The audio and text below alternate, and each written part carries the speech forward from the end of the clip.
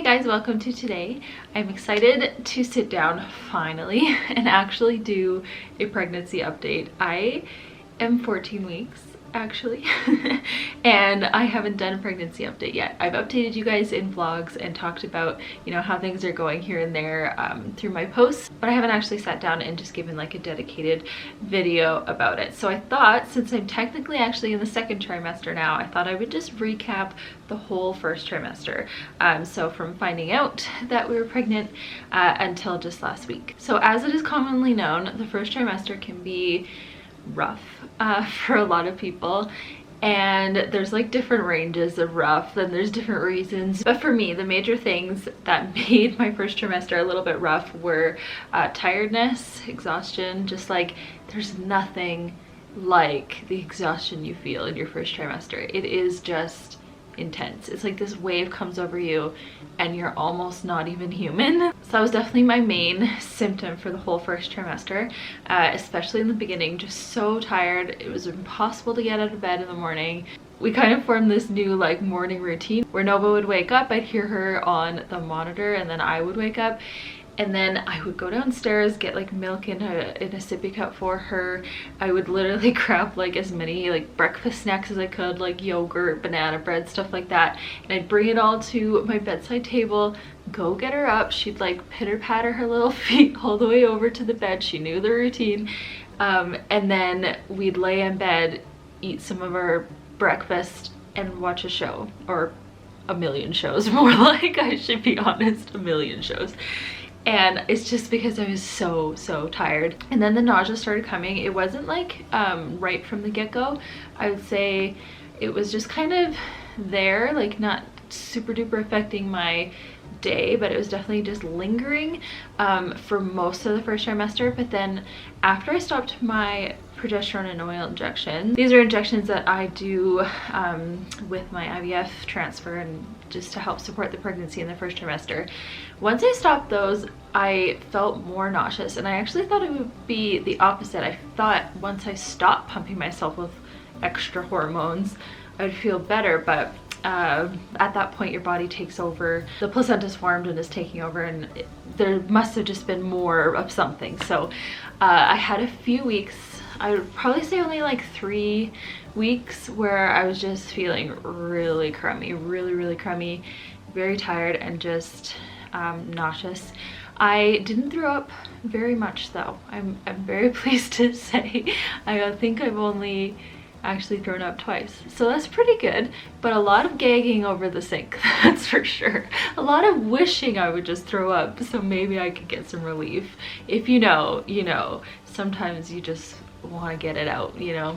But I do feel like right now, like this past week, like just this past week, I've stopped feeling as nauseous. And I think if I'm on top of eating frequently, if I'm not letting my stomach go empty for too long, so that means like the second I wake up, like have something to eat, then I usually am feeling all right. So thankful for that.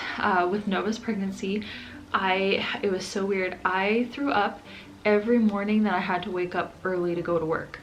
So when I was pregnant with her, I was only working part-time, thankfully, but every single morning it was like my alarm would go off, I go to the bathroom, up chuck for a minute, and then get ready for the day. So it was like kind of difficult to, like, you know, you dreaded the days where you went to work because you knew you'd puke first and la-da-da-da. Nova generally sleeps until like 7:30, between 7:30 and 8, so it has been easier on my body that way. I'd love to get to a point where I wake up before her and start my day, but we are not there yet. We are not there yet. Hopefully in the coming weeks. Now onto like other physical changes. Some of the things that I noticed really quickly was my chest. It just, like, I swear it was like, it looked like I was still breastfeeding. I'm just like, okay, we're back. The girls are back.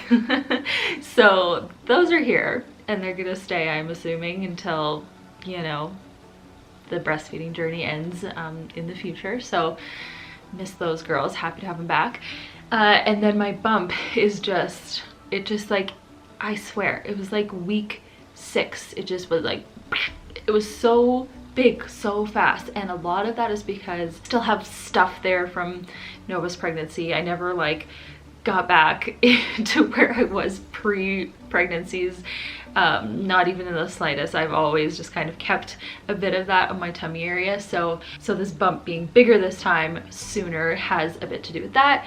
I've always dealt with like a lot of bloating with endometriosis, and with pregnancy too, just very bloated. So what I look like in the beginning of the day and then what I look at the end of the day, like it can often be like a pretty drastic change. So there's that, and just knowing that second pregnancies is just kind of how it goes. Your body's already like done this before. You know, your uterus has already been stretched. It already kind of just goes for it. So definitely feeling bigger way sooner. And I'm curious to see how that plays out for the rest of the pregnancy. I'm curious to see if I'll also look bigger at the end or if it's just this beginning part. But yeah, definitely have not worn jeans in a very long time, and I will not likely be putting on jeans in a very long time. I do have some maternity clothes. I broke out the box, but even the maternity jeans that I had, I just don't think that they're gonna fit quite the same as they did. My body's just so different this time, and that's totally okay, especially with being home so much. I'm happy to be in leggings, loungewear, and pajamas. That is exactly where I want to be, and I'm happy with that. So far in the first trimester, I've had 2 ultrasounds. I had one at before 8 weeks. It was like 7 weeks, some amount of days. I forget.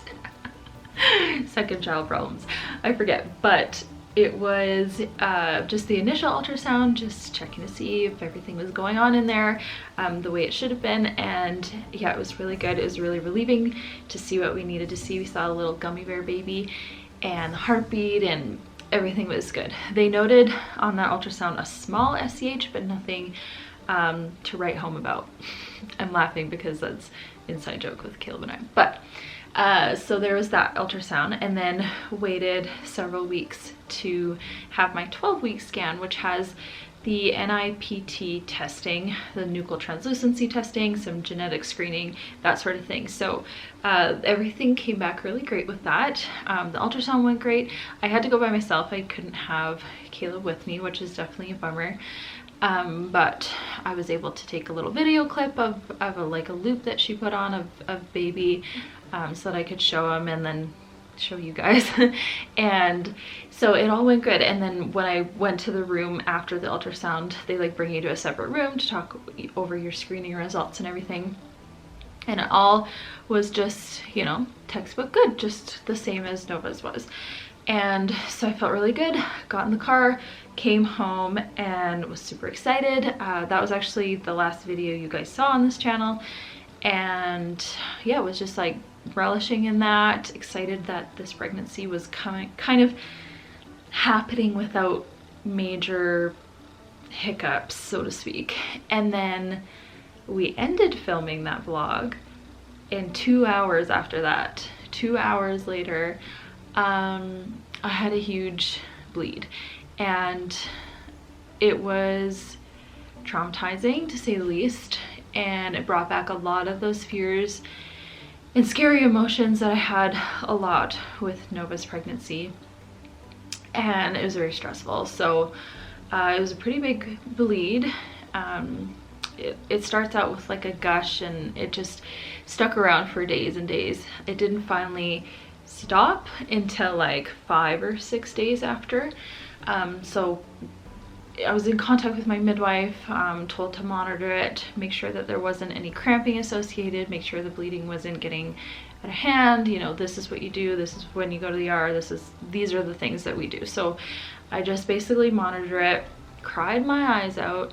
It was actually really a stressful time for the obvious reasons, but also because Nova was really picking up on my energy. She saw me crying and she saw how upset I was, and so she was really upset. And then I was trying not to be too physical, so I didn't want to carry her, lift her, any of that for the days afterwards, like while I was still bleeding. So it was a very like heavy time because there was a lot of emotions. There was mine emotions, and then there was also my toddler's emotions. Caleb was able to stay home one day that week to help me out, so that was really helpful. And I just kind of went radio silent a little bit on Instagram and vlogging and stuff. I just had to process it, I think, because I really wasn't sure I really wasn't sure if I was losing the baby. And so I just didn't want to talk about it. Anyways, so the bleeding did eventually stop. The awesome thing is I do have a home Doppler, and those things are kind of hit or miss, right? Like for some people they create more anxiety than needed, and for some people they just help anxiety. It's to each your own. So I did take it, and I was able to find baby's heartbeat right away, and I was able to check, you know, not too often, but every now and then to check on baby, and so that was really helpful. And then I was able to get in to see my midwife. She checked, she got the heartbeat, everything. Anyways, it all kind of fills it out. We don't really understand where the bleeding comes from. Of course, my first thought is, well, obviously it's an SCH, right? Like, I've done this before, I've been down this road. A subchorionic hemorrhage or hematoma is what this felt like, and I know what it feels like.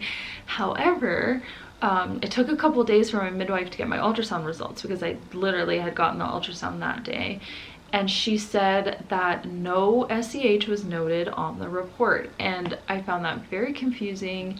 It was almost annoying, because not having a reason for something is unsettling. So I had to accept that we don't really know, but deep down I think that there probably is some form of SCH, but maybe, I don't know, maybe it was missed. I don't know. I really don't know. So anyways, bleeding has stopped. Baby's still good. Everything's still good. But it was just a traumatic, difficult, emotional week. And I only now feel like I'm kind of coming out of the fog of it. And that's why I'm like sitting down and sharing that with you guys. The difference here is that with Nova's pregnancy, I had the SCH bleeding all through the first trimester. It was something that was like looming over me for the whole first trimester, and then this time around I didn't have any bleeding. I thought I was out of the woods completely, and then have the 12-week scan, which is when my SCH cleared up with Nova, and now I have the 12-week scan thinking, okay, like maybe we like made it out, and then literally that night have a bleed. So it was a bit of a mind twist, but we'll see. My next ultrasound isn't until the anatomy scan, which is when I'm like 19 weeks, I believe. That's the next time I see baby, and that's actually the last time I'm supposed to see baby unless anything comes up. But that is scheduled for the end of March, so I'm really excited. We do plan to find out what we are having, the sex of the baby, and we think we have an idea for how we're going to do it, so we're excited about that. And that's something to look forward to, and to help us get through this cold, dreary winter that we're dealing with, where we're all stuck inside and it's just crazy. But that's totally different topic. So now that I'm officially done the first trimester, I'm really excited, because they call the second trimester the honeymoon phase, because it's when you get some energy back. You usually don't feel as crummy. So I'm excited, because I think I'm going to start getting a little nesty here soon, while I have some energy. And I'm just looking forward to being able to be a little bit more present as a mom right now, because that's something I was struggling with a lot, was the guilt feelings that I had associated with, you know, not giving Nova my best and my all because of how I was feeling. So I'm hoping that that will turn around a little bit. And I'll just end this off with showing you my 14-week bump, which again is a lot bigger this time around. Okay, so like I said, I'm 14 weeks and it just looks so big. I did just have a big lunch, so it's looking a little more out there than maybe in the morning, but yeah, anyways, it's definitely out and ready to play. So that's what I'm looking like at 14 weeks. But that's gonna be everything for this first trimester recap. Thank you guys so much for watching. Leave it in the comments below if you have been through the first trimester before, what you thought of it. Was it really rough? Was it a breeze? Let me know down below. I'd love to hear your guys' thoughts, and I'll see you again in the next video. Bye.